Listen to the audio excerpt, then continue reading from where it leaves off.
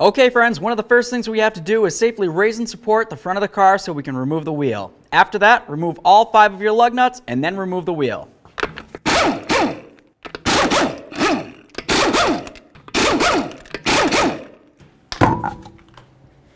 Go ahead and grab onto this tab on the ABS wire, give it a nice little wiggle, and then remove it. It's always a good idea to inspect your connectors and make sure you don't see any funny colors. If you do, it's probably corrosion and it needs to be dealt with. So now looking down here, you're going to be able to see that the mounting bolt for this is an inverted Torx. What I mean by that is you're going to need a tool that looks like this. Let's go ahead and get it on there, and then of course remove that inverted Torx bolt.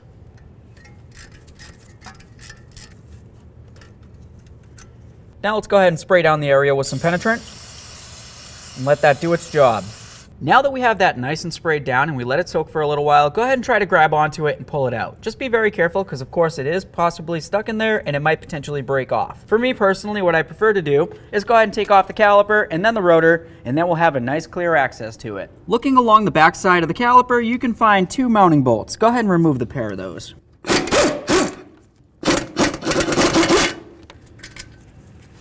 Once that's off of there, go ahead and carefully remove the caliper and then hang it aside so it's putting no pressure on your flex hose. All right, with that hanging, let's remove that rotor. So now with all that out of the way, we have a nice clear view of this ABS sensor. I'm just going to carefully grab onto it with some pliers and give it a couple nice spins. We want to do this very carefully so we don't break it off into the knuckle itself.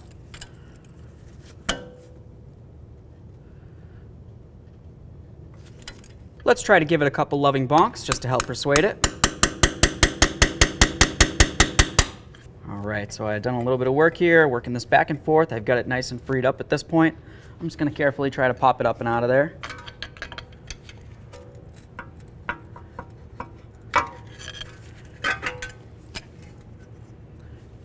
There it is, friends. So now that the sensor's out of there, the next thing that we want to do is go ahead and hit this with a little wire brush. Make sure that it's nice and smooth. Once you have that done, let's continue on by getting ready to install our sensor. Something that you're probably going to notice is that I have a little bit of grease on this. That's essentially just going to help me slide it in there and help keep the moisture away. So hopefully if I have to remove this again someday, it'll come out a little easier. I'm just going to carefully slide it right down and in there, and it should want to sit right in. Once you're sure that you have it all completely flat all the way down, we can continue on by putting in the bolt. Typically for the bolt, I like to use a little bit of copper never seize. That's just going to help me in case I have to get it out once again later on down the line. Now let's go ahead and snug up this bolt. Okay, so the bolt just bottomed out. Now I'm just going to give it a teeny bit more. And that's perfect. You don't want to go very tight because of course this is a very small bolt and this is of course just plastic. So now we're going to go ahead and start putting the brakes back together. Pay attention to your hub surface right here, make sure it's nice and clean, and if you have a little copper never seize, go ahead and put that on. You also want to do the same to the back of your rotor. If you see any debris that looks like this, just make sure you clean it off first. Now that both of those are nice and clean and lubricated, let's go ahead and put the rotor on here. I just use a little nut, and then I'm going to hold it on with one of my lug nuts. Okay, now let's go ahead and get our caliper back on here.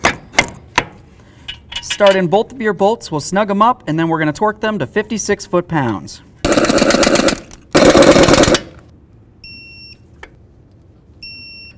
Let's reconnect our ABS wiring.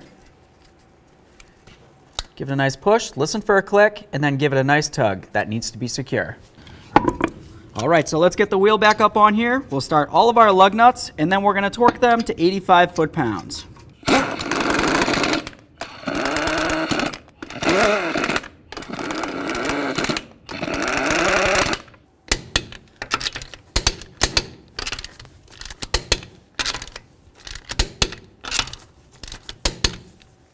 Torqued. Okay friends, so we got our ABS sensor in there. Now all you have to do, if you had an ABS code, go ahead and clear that light. After that, take it for a road test.